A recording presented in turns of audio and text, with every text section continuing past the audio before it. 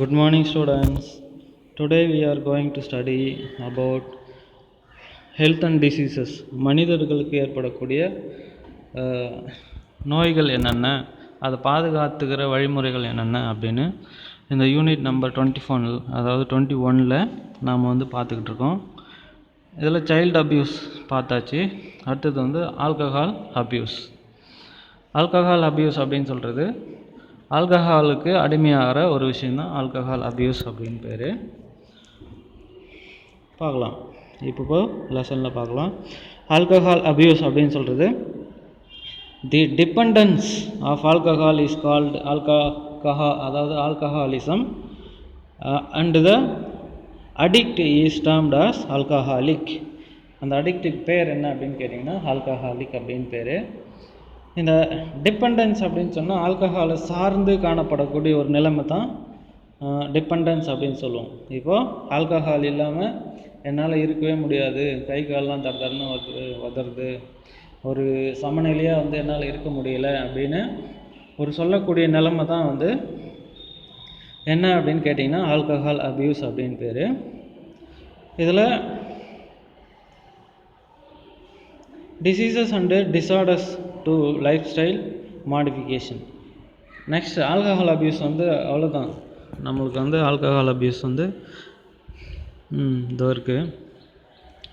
How drinking affects your body. Drinking எப்படி நம்மளோட பாடியை அஃபெக்ட் பண்ணுது அப்படின்னு பார்த்தீங்கன்னா, first damage to brain functions. என்ன பண்ணுது, டைரெக்டாக மூளையோட ஃபங்க்ஷன்ஸை இது டேமேஜ் பண்ணுது. Next chronic heart failure. சடனாக ஹார்ட் ஃபெயிலியர் ஆகிடும். அப்படி இல்லைன்னா கொஞ்சம் கொஞ்சமாக ஹார்ட் ஃபெயிலியர் நடைபெறும். சரியா, அதுக்கு குரோனிக் ஹார்ட் ஃபெயிலியர் அப்படின்னு பேர். அடுத்தது பார்த்தோம் அப்படின்னா பேன்க்ரியாட்டிசிஸ், அதாவது பேன்க்ரியாட்டிடிஸ் அப்படின்னு சொன்னால் பேன்க்ரியாஸில் இருக்கக்கூடிய செல்ஸ் டேமேஜ் ஆகும். அதுக்கு பேர் பேன்க்ரியாட்டிட்டிஸ் அப்படின்னு பேர்.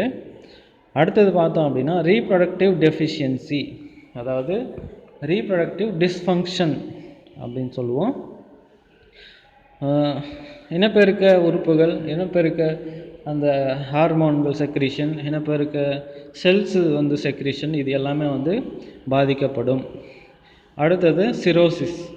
சிரோசிஸ் அப்படின்னு சொல்கிறது லிவர் ஃபெயிலியர் தான் சிரோசிஸ் அப்படின்னு சொல்லுவோம். அடுத்தது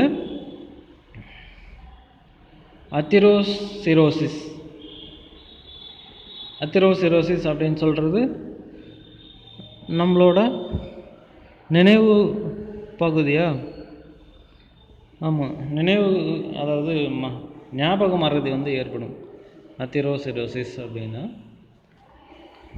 இப்போது harmful effects of alcohol to health. நம்மளோட ஹெல்த்துக்கு என்னென்ன கெட்ட தீங்குகளை இந்த ஆல்கஹால் விளைவிக்கின்றது அப்படின்னு இப்போ பார்க்கலாம். Prolonged use of alcohol depresses. அதாவது ரொம்ப நாளாக ஆல்கஹால் குடிக்கிறவங்க. Alcohol depresses the nervous system by acting a sedative and analgesic substances. ஆல்கஹாலில் இருக்கக்கூடிய அந்த சப்ஸ்டன்ஸு நம்ம உடம்புக்கு இருக்கக்கூடிய திசுக்களுக்கு மிகவும் மோசமான விளைவுகளை ஏற்படுத்தக்கூடியவை. Some of the harmful effects are nerve cells damage resulting in various mental and physical disturbance, lack of coordination of body organs, blurred or reduced vision results in rod addictions. அதாவது rod accidents அப்படின்னு அங்கே கொடுத்துருக்காங்க. Rod accidents அப்படின்னு சொன்னால் கண்ணில் காணப்படக்கூடிய rod செல்ஸில் damage ஆகும். சரியா, அதனால் நமக்கு ப்ளூ கலரில் நமக்கு கண்ணு தெரிய ஆரம்பிக்கும். அப்புறம் பார்த்தோம் அப்படின்னா கொஞ்சம் கொஞ்சமாக நம்மளோட பார்வை மங்கி போய்விடும். Next dilation of blood vessels which may affect functioning of the heart. Blood vessels என்ன ஆகும் அப்படின்னா சுருங்கிவிடும். அதனால் ஹார்ட்டோட வேலை பார்த்தோம் அப்படின்னா அதிகமாகிடும். அடுத்தது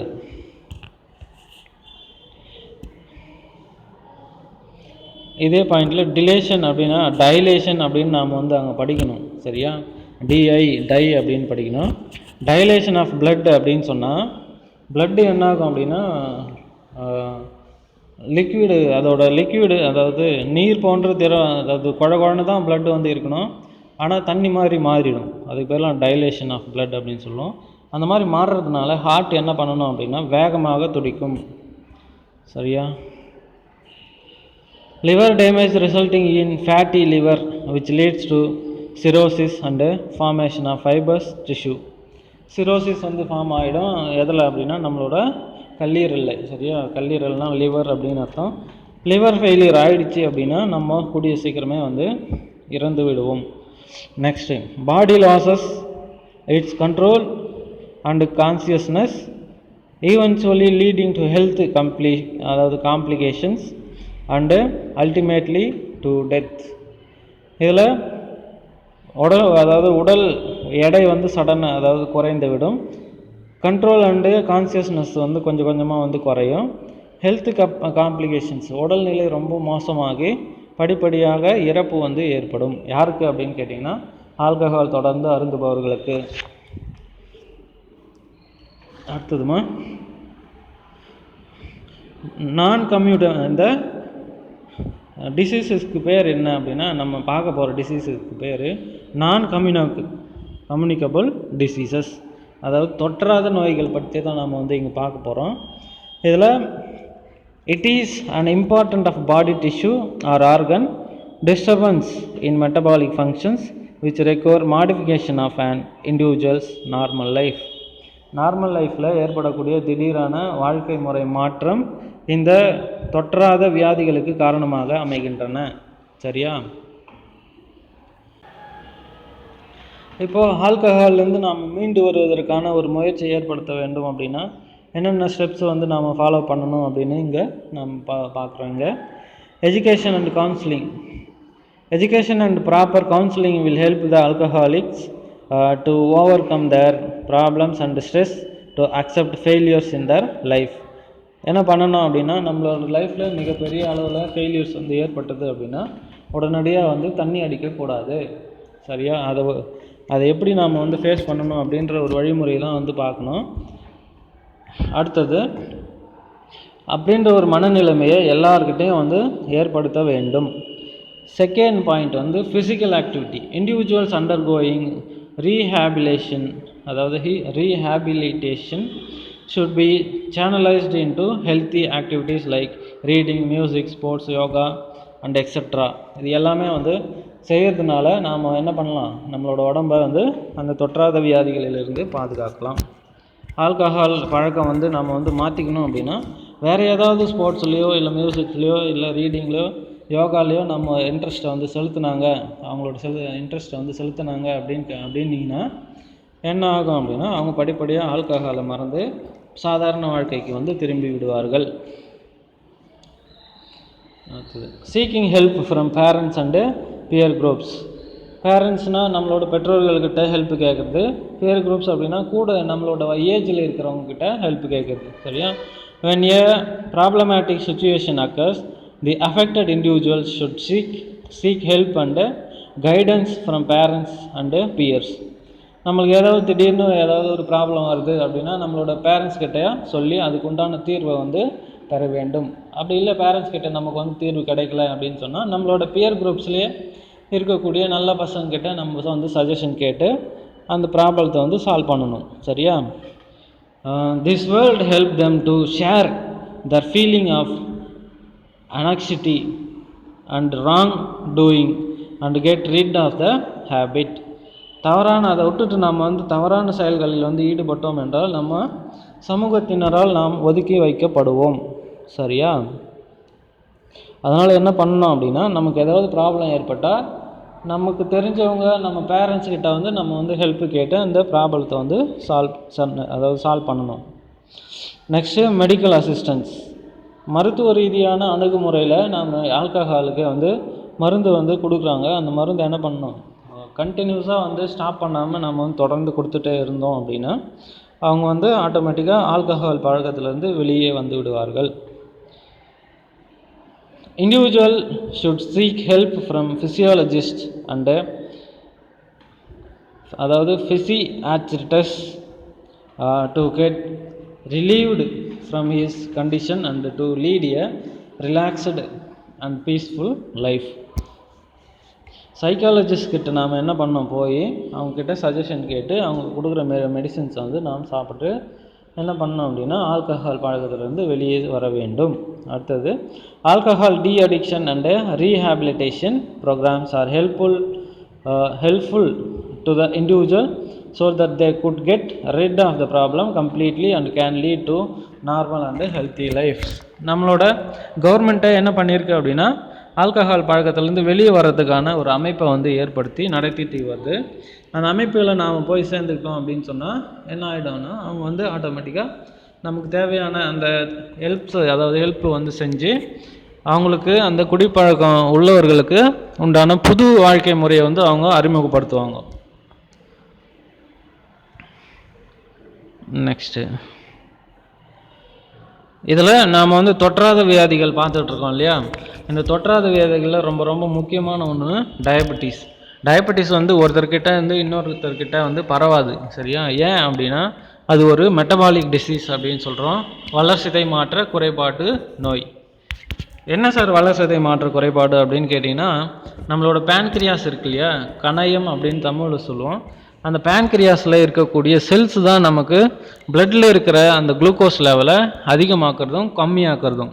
2 வகையான செல்ஸ் வந்து இந்த பேன்கிரியாஸில் வந்து காணப்படுகிறது. ஒன்று ஆல்ஃபா செல்ஸ், இன்னொன்று பீட்டா செல்ஸ். இந்த 2 வகையான செல்களும் 2 வகையான ஹார்மோன்களை வந்து சுரக்கின்றன. என்னென்ன ஹார்மோன்களை வந்து சுரக்கின்றன அப்படின்னு கேட்டிங்கன்னா, ஆல்ஃபா செல்ஸ் வந்து குளுக்கோகான் அப்படின்ற ஒரு என்சைமை நமக்கு சுரக்குது. அந்த குளுக்கோகானோட வேலை என்ன அப்படின்னு கேட்டிங்கன்னா, நம்மளோட பிளட்டில் சுகர் லெவல் கம்மியாகும்போது கணையத்தில் அந்த லிவரில் ஸ்டோர் ஆகி இருக்கிற அந்த கிளைக்கோஜனை குளுக்கோஸாக மாற்றி நமக்கு எனர்ஜி கொடுக்குறது எது அப்படின்னா இந்த குளுக்கோகான் ஹார்மோன். சரியா, இப்போ புரிஞ்சிருக்குன்னு நினைக்கிறேன் உங்களுக்கு. அதுவே இப்போது பீட்டா செல்ஸ் எந்த செல்ஸ், அந்த பீட்டா செல்ஸ் வந்து எந்த ஹார்மோன்ஸை செக்ரீட் பண்ணுது அப்படின்னு கேட்டிங்கன்னா இன்சுலின் ஹார்மோன் அப்படின்ற ஒரு ஹார்மோனை வந்து செக்ரீட் பண்ணுது. அந்த இன்சுலின் ஹார்மோனோட வேலை என்ன அப்படின்னு கேட்டிங்கன்னா, நம்மளோட பிளட்டில் குளுக்கோஸ் லெவல் வந்து அதிகமாகும் போது அதை கண்ட்ரோல் பண்ணுறது இந்த இன்சுலின் தான். சரியா, அதனால தான் நமக்கு டயபெட்டிஸ் வருது. டயபெட்டிஸ் அப்படின்னா என்ன, நம்மளோட ரத்தத்தில் அதிகப்படியான குளுக்கோஸ் இருக்கிறதுக்கு பேர் தான் டயபெட்டிஸ் அப்படின்னு பேர். இப்போ இன்சுலின் வந்து சரியாக வேலை செய்யலை அப்படின்னா பிளட்டில் இருக்கிற குளுக்கோஸை அதை என்ன பண்ண முடியாது அப்படின்னா அதை கொண்டு போய் அந்த லிவரில் ஸ்டோர் பண்ண முடியாது. அதனால் பிளட்லேயே என்ன ஆகிடும், அதிகப்படியான குளுக்கோஸ் வந்து காணப்படும். குளுக்கோஸ் அப்படின்னா சுகர் தான். குளுக்கோஸ் எதுலேருந்து தயாரிக்கிறாங்க அப்படின்னு கேட்டிங்கன்னா சுகர்லேருந்து தான் வந்து இந்த குளுக்கோஸை வந்து தயாரிக்கின்றனர்.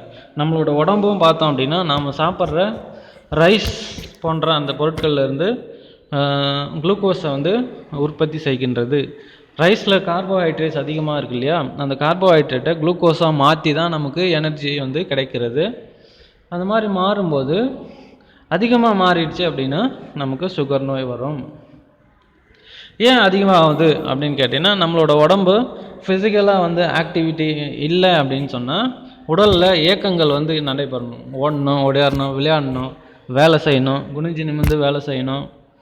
என்ன சுறுசுறுப்பாக நம்ம வந்து செயல்பட்டுக்கினே இருந்தோம் அப்படின்னா நம்ம சாப்பிட்ற சாப்பாடு என்ன ஆகிடும், ஈஸியாக டைஜஸ்ட் ஆகி குளுக்கோஸாக மாறி எனர்ஜியாக வந்து யூஸ் பண்ணிவிடுவோம். சரியா, ஆனால் நம்ம சாப்பிட்டு எந்த வேலையுமே செய்யாமல் ஒரே இடத்துல உட்காந்துட்டு இருந்தோம் அப்படின்னா என்ன ஆகும், நமக்கு வந்து நம்ம சாப்பாட்டில் இருக்கக்கூடிய அந்த குளுக்கோஸு நம்மளோட பிளட்லேயே வந்து தங்கிடும். அந்த மாதிரி தங்கும்போது தான் அந்த இன்சுலின் ஹார்மோனுக்கு வேலை அதிகமாகி அந்த குளுக்கோஸை என்னவா மாற்றாது, கிளைக்கோஜனாக மாற்றாது, வெறும் குளுக்கோஸாகவே அப்படியே வந்து பிளட்லேயே விட்டுடும். இந்த நிலைமைக்கு பேர் தான் வந்து டயபெட்டிஸ் அப்படின்னு சொல்கிறோம். சரியா, இதான் நமக்கு வந்து ஷார்ட்டாக நம்ம புக்கில் கொடுத்துருக்காங்க. இப்போது இந்த டயபெட்டிஸ் மெல்லிட்டஸ் அப்படின்ற நோய் பற்றி இப்போ வந்து நம்ம புக்கில் கொடுத்துருக்கிறத பார்க்கலாம். நம்ம புக்கில் இந்த க்ரீக் வேர்டில் இந்த டயபெட்டிஸ் மெல்லிட்டஸ் அப்படின்னு சொல்கிறது கிரேக்க மொழியிலிருந்து பெறப்பட்ட ஒரு வார்த்தை. இந்த வார்த்தைக்கு மீனிங் என்ன அப்படின்னு கேட்டிங்கன்னா, டயபெட்டிஸ் அப்படின்னா ரன்னிங் த்ரூ ரன்னிங் த்ரூ அப்படின்னா ஏதோ ஒரு வழியாக ஓடுதல் அப்படின்னு அர்த்தம். மெலிட்டஸ் அப்படின்னு சொன்னால் ஸ்வீட்டு. ஸ்வீட்னா தெரியும் நமக்கு, ஸ்வீட்டில் தான் சுகர் இருக்குது, சுகரில் தான் குளுக்கோஸ் இருக்குது அப்படின்னு. சரியா? நம்மளோட யூரினில் இந்த குளுக்கோஸ் என்ன ஆகிடும் அப்படின்னா வெளியே போகும், சேர்ந்து யூரினோட சேர்ந்து குளுக்கோஸ் வெளியே போயிடும். அதோட மீனிங் தான் வந்து இது டயபெட்டிஸ் மெலிட்டஸ் அப்படின்னு அர்த்தம்.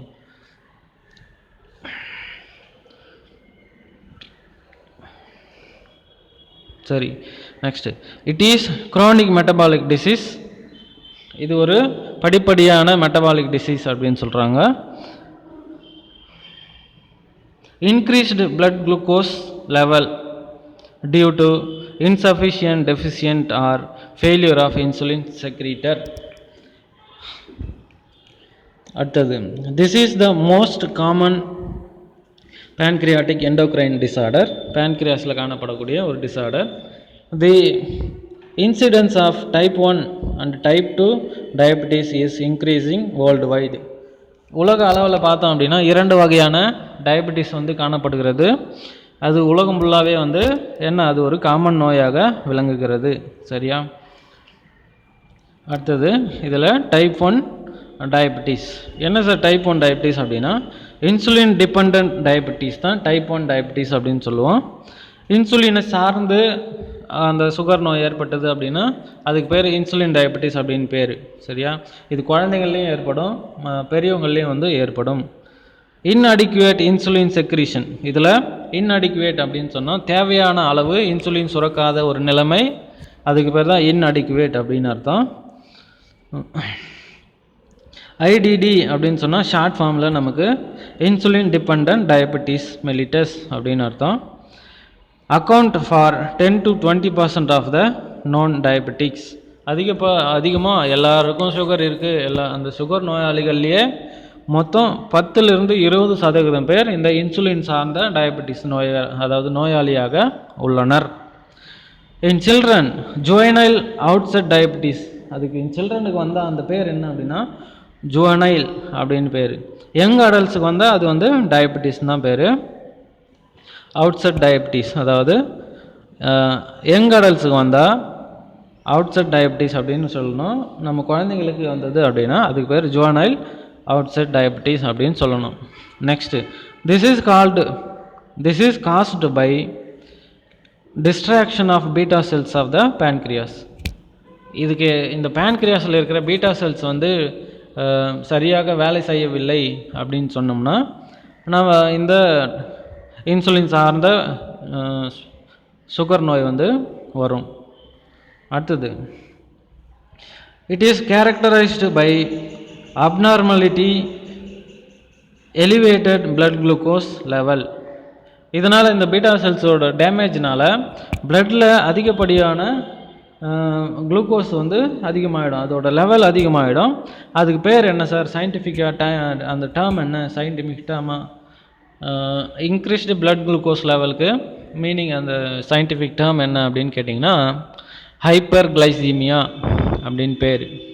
ஹைப்பர் கிளைசீமியா, அதிகப்படியான, ஹைப்பர் அப்படின்னா அதிகம், கிளைசீமியா அப்படின்னா குளுக்கோஸு, அதிகப்படியான குளுக்கோஸ் இந்த பிளட்டு, அதை தான் ஹைப்பர் கிளைசீமியா அப்படின்னு சயின்டிஃபிக் டேர்ம் வந்து கொடுக்குறாங்க. Next, type 2 diabetes. நான் இன்சுலின் டிபெண்ட் டயபெட்டிஸுக்கு பேர் தான் வந்து டைப் 2 டயபெட்டிஸ் அப்படின்னு சொல்கிறோம். இதோட ஷார்ட் ஃபார்மு NIDDM, அதாவது நான் insulin depend diabetes mellitus. This is also called as adult outset diabetes and accounting for 80 to 90% of the diabetic patients. Diabetic அதாவது சக்கரை நோயாளிகள்லேயே 80-90% பேர் இந்த நோயினால் தாக்கப்பட்டு உள்ளனர்.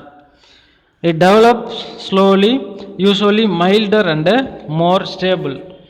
இந்த செகண்ட் டைப் இந்த சுகர் நோய் வந்து என்ன ஆகுது அப்படின்னா அதாவது படிப்படியாக மக்களுக்கு வந்து மெதுவாக வந்து வருது. ஆனால் அவங்க சாகிற வரைக்குமே என்ன ஆகுது, அந்த நோய் வந்து அவங்கள போகாமல் அவங்க கூடவே வந்து விளங்குகிறது. அடுத்தது, insulin production by the pancreas is normal but its action is impaired. அதாவது இவங்களுக்கு என்ன ஆகுது அப்படின்னு கேட்டிங்கன்னா, பேன்க்ரியாஸில் இருக்கிற பீட்டா செல்ஸு நல்லாவே என்ன பண்ணுது, இன்சுலின் வந்து செக்ரீட் பண்ணி பிளட்டில் கலக்குது. ஆனால் இந்த இன்சுலின் ஹார்மோன் வந்து என்ன பண்ணுது அப்படின்னா, அதோட வேலையை அது வந்து செய்யாமல் நிறுத்தி விடுகிறது. அதனால்தான் பிளட்டில் குளுக்கோஸ் வந்து இன்க்ரீஸ் ஆகுது. அடுத்தது, the target cells do not response to insulin. இந்த இன்சுலினோட டைரெக்டாக பிளட்டில் தான் அது ஃப்ளோ ஆகும் இல்லையா, இன்சுலின் ஹார்மோன். பிளட்டில் இருக்கிற செல்ஸு குளுக்கோஸை வந்து குளுக்கோனை மாற்றுறதுக்கு என்ன ஆகுது, செய்யாது. அதனால் இந்த வகையான நோய் வந்து வருகிறது. Next, it does not allow the movement of glucose into cells. குளுக்கோஸோட மூமெண்ட்டை என்ன பண்ணுது அப்படின்னா சுத்தமாக வந்து ஸ்டாப் பண்ணிடுறதுனால இங்கு கிளைக்கோஜனாக மாற்றப்பட்டு கல்லீரலில் சேமிக்கப்படும் ஒரு நிகழ்வு வந்து இங்கு நடைபெறுவது கிடையாது. அடுத்தது, symptoms. Diabetes mellitus is associated with several metabolic alternation. The most important symptoms are increased blood glucose level, hyperglycemia, அப்புறம் increased urine output leading to dehydration. இதுக்கு பேர் என்ன சார்? இந்த அதிகப்படியான யூரின் வெளியே போகிறதுக்கு பேர் என்ன அப்படின்னு கேட்டிங்கன்னா பாலியூரியா அப்படின்னு பேர். இதனால் அதிகப்படியான யூரின் வந்து இவங்க போகிறதுனால அவங்களுக்கு டீஹைட்ரேஷன் வந்து சீக்கிரம் நடைபெறும். சரியா? டீஹைட்ரேஷன் அப்படின்னா உடலில் நீர் சத்து குறையும் ஒரு நிகழ்வு டீஹைட்ரேஷன் என்று அழைக்கப்படுகிறது. அடுத்தது, லாஸ் ஆஃப் வாட்டர். உடம்பில் இருக்கிற அந்த நீர் சத்து வந்து குறைந்து விட்டது அப்படின்னு கேட்டிங்கன்னா leads to thirst resulting in increased fluid intakes. இந்த உடம்புல இருக்கிற அந்த ஃப்ளூயிட்ஸ், தேவையற்ற ஃப்ளூயிட்ஸ்லாம் இருக்கு இல்லையா, அந்த தேவையற்ற ஃப்ளூயிட்ஸ் அப்படின்னு சொன்னால் டைஜஷனுக்கு மட்டுமே பயன்படக்கூடிய ஃப்ளூயிட்ஸு நம்மளோட ஸ்டொமக்லேயும் இன்டெஸ்டைன்லேயும் செக்ரீட் ஆகும், அப்புறம் லிவர்லேயும் செக்ரீட் ஆகும். பைல்னு சொல்கிறோம் இல்லையா, பைல்னா பித்தப்பைன்னு சொல்லும், பைல். அதுலேருந்து பித்த நீர் அப்படின்ற ஒரு நீர் வந்து செக்ரீட் ஆகும். இது எல்லாமே என்ன ஆகிடும், நம்மளோட நீர் சத்து குறையிறதுனால இந்த ஃப்ளூயிட்ஸ் எல்லாமே உள்ளே இழுத்து கொள்ளப்படும். நெக்ஸ்ட்மா, excessive glucose excreted in urine. அதிகப்படியான குளுக்கோஸ் யூரின் வழியாக வெளியேற்றப்படும். Excess hunger due to loss of glucose in urine. அதிகப்படியான பசி எடுக்கும் இவங்களுக்கு. சரியா? இவங்களுக்கு வந்து டீஹைட்ரேஷன் ஆகிறதுனால அதிக பசி ஏற்பட்டு அதிகமாக வந்து சாப்பிடுவாங்க. அந்த நிலைமைக்கு பேர் வந்து பாலிஃபேஜியா அப்படின்னு பேர். அடுத்தது, fatigue and loss of weight. Weight குறைஞ்சிடும் அவங்களுக்கு, ஆனால் பார்க்குறதுக்கு குண்டாகவே இருப்பாங்க. சரியா? குண்டாக இருப்பாங்க, ஆனால் வெயிட் கம்மியாக இருப்பாங்க இவங்களுக்கு. Next, factors. Type 1 insulin dependent diabetes mellitus, அப்புறம் type 2 non insulin dependent diabetes mellitus. இதில் ஃபஸ்ட்டு வந்து ப்ரிவலன்ஸ் அப்படின்னா 10 to 20% ஆஃப் பீப்புள். இதில் பார்த்தீங்க அப்படின்னா 80லேருந்து 90% ஆஃப் பீப்புள்ஸ் வந்து டைப் 2 டயபெட்டிஸில் அஃபெக்ட் ஆகுறாங்க. அடுத்தது, age of outset. Juvenile outside below 20 இயர்ஸுக்கு உள்ளே இருக்கிற அந்த மக்கள் வந்து என்ன பண்ணுறாங்க அப்படின்னா டைப் 1 இன்சுலின் டிபெண்டன்ட் டயபெட்டிஸ்க்கு ஆளாக்குறாங்க. இதில் டைப் 2ல் ஒபீஸ், குண்டாக இருக்கிறவங்க மட்டும்தான் வந்து இந்த டைப் 2 டயபெட்டிஸ் வந்து அவங்களுக்கு வருது. Third, body weight. Normal are under wait. Normal வெயிட்டில் இருப்பாங்க, அப்படி இல்லைனா குறைந்த வெயிட்டில் வந்து காணப்படுவார்கள். அடுத்தது, ஒபீஸ், ரொம்ப குண்டாக வந்து இருப்பாங்க. சரியா? இப்போது டைப் 2ல் மெச்சூரிட்டி அவுட்செட். மொத்தம் 30 வயசுக்கு மேலே இருக்கிறவங்க தான் வந்து இந்த நோயினால் தாக்கப்படுவார்கள். அடுத்தது, defect. Insulin deficiency due to destruction of beta cells. அடுத்தது, target cells to respond to insulin. இங்கே வந்து கொஞ்சம் தப்பாக கொடுத்துருக்காங்கன்னு நினைக்கிறேன். Target cells do not respond to insulin. சரியா? Next, treatment. இதோட ட்ரீட்மெண்ட் பார்த்தோம் அப்படின்னா இன்சுலின் அட்மினிஸ்ட்ரேஷன் இஸ் நெசசரி. குழந்தைங்களுக்கெல்லாம் நாம் இன்சுலின் ஊசி வந்து போடுறது நம்ம பார்த்துருப்போம். அதே மாதிரி டைப் 2க்கு பார்த்தோம் அப்படின்னா can be controlled by diet, exercise and medicine. Diet அவங்க வந்து ப்ராப்பராக டயட் எடுத்துக்கணும், ப்ராப்பராக எக்ஸசைஸ் பண்ணணும், ப்ராப்பராக என்ன பண்ணணும் அப்படின்னா மெடிசின்ஸ் வந்து எடுத்துக்கொள்ள வேண்டும். அடுத்தது 1 in every 8 individuals in India is a diabetic. 8 பேரில் ஒருத்தருக்கு இந்தியாவில் டயபெட்டிஸ் இருக்குது அப்படின்னு ஒரு ஆய்வு முடிவுகள் வந்து சொல்கிறது. தி revised WHO estimation for the year 2025 is 57.2 million diabetic patients in India. 2025 இந்தியாவில் 57.2 மில்லியன் பீப்புள்ஸுக்கு டயபெட்டிஸ் இருக்கும் அப்படின்னு WHO சொல்லுது. அது வந்து உலக சுகாதார அமைப்பு அப்படின்னு சொல்லுவோம் இல்லையா, வேர்ல்டு ஹெல்த் ஆர்கனைசேஷன், அது வந்து ஒரு கணிப்பு எடுத்து நமக்கு வந்து சொல்லுது. அடுத்தது the average age for the onset of diabetes is 40 years. அதாவது 40 வயசுக்கு வந்துச்சு அப்படின்னா எல்லாருக்குமே சுகர் வர்றதுக்கு சான்சஸ் இருக்குது. while it is 55 years in other countries. மற்ற நாடுகளில் பார்த்தோம் அப்படின்னா 55 வயசுக்கு மேலே இருக்கிறவங்களுக்கு தான் இந்த சுகர் நோய் வந்து வருகிறது. World health organisation projects that diabetes will be 7th leading cause of death by the year 2030. இது என்ன சொல்கிறது, இந்த அமைப்பு வந்து என்ன சொல்கிறது அப்படின்னு கேட்டிங்கன்னா 2030 அதிகப்படியான ஒரு இறப்பை ஏற்படுத்தக்கூடிய ஒரு நோயாக இந்த டயபெட்டிஸ் விளங்கும் என்று அவங்க சொல்லியிருக்கிறாங்க. அடுத்தது according to WHO recommendation, if the fasting food glucose is greater than 140 mg per deciliter அல்லது the random blood glucose is greater than 200 mg, அதாவது மில்லிகிராம் பர் டெசிலிட்டர் அப்படின்னு சொல்லணும். DL அப்படின்னா டெசிலிட்டர் அப்படின்னு படிக்கணும் நாம. on more than 2 occasions diagnosis for confirming diabetes is essential. இதில் என்ன சொன்ன வராங்க அப்படின்னா WHO என்ன சொல்லுது அப்படின்னா நம்மளோட பிளட்டில் 140 மில்லிகிராம் பர் டெசிலிட்டருக்கு வந்து குளுக்கோஸ் வந்து இருக்க வேண்டும், அல்லது அதிலிருந்து 200 mg வரைக்கும் நமக்கு இருக்க வேண்டும். 200 மில்லிகிராமுக்கு மேலே நம்மளோட குளுக்கோஸ் லெவல் இருந்தது அப்படின்னு கேட்டிங்கன்னா நமக்கு சுகர் லோ இருக்கிறது அப்படின்னு அர்த்தம். 140க்கு குறைவாக இருந்தது அப்படின்னு கேட்டிங்கன்னா நமக்கு லோ சுகர் இருக்குது அப்படின்னு அர்த்தம். சரியா? காசஸ், இந்த சுகர் நோய்க்கு உண்டான காசஸ், சுகர் நோய் என்னென்ன எது உருவாக்குகிறது அப்படின்னு கேட்டிங்கன்னா the causes are multifactorial which include in increasing age. அதாவது வயதாதல் இது ஒரு முக்கியமான காரணம். டயபெட்டிஸ் வருவதற்கு வயசானவங்களுக்கு தான் வருது இல்லையா, அது வந்து வயதாதல் ஒரு முக்கிய காரணம். அடுத்தது ஒபிசிட்டி, குண்டாக இருத்தல். செடன்டரி லைஃப் ஸ்டைல், செடன்டரி அப்படின்னு சொன்னால் ஒரே இடத்துல நிலைச்சி இருக்கிறது அப்படின்னு பேர்.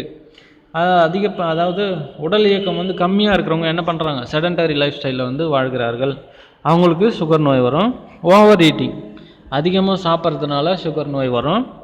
அது ஃபிசிக்கலி இன்ஆக்டிவ், எக்ஸசைஸ் இல்லாமல், ஓடாமல், ஒடியாராமல், விளையாடாமல், கொல்லாமல், எந்த வேலையும் செய்யாமல் உட்காந்துக்கிட்டே சாப்பிட்டுக்கிட்டே இருந்தாங்க அப்படின்னா அவங்களுக்கு சுகர் நோய் வர்றதுக்கு 100% சான்சஸ் வந்து காணப்படுகிறது. இது வேற என்னடா இது ஜலஜல்னு. சரி,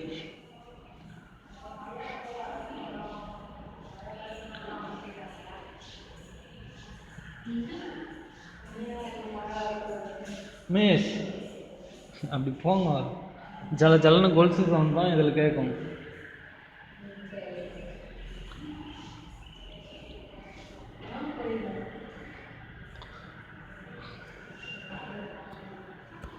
அடுத்தது prevention and control of diabetes.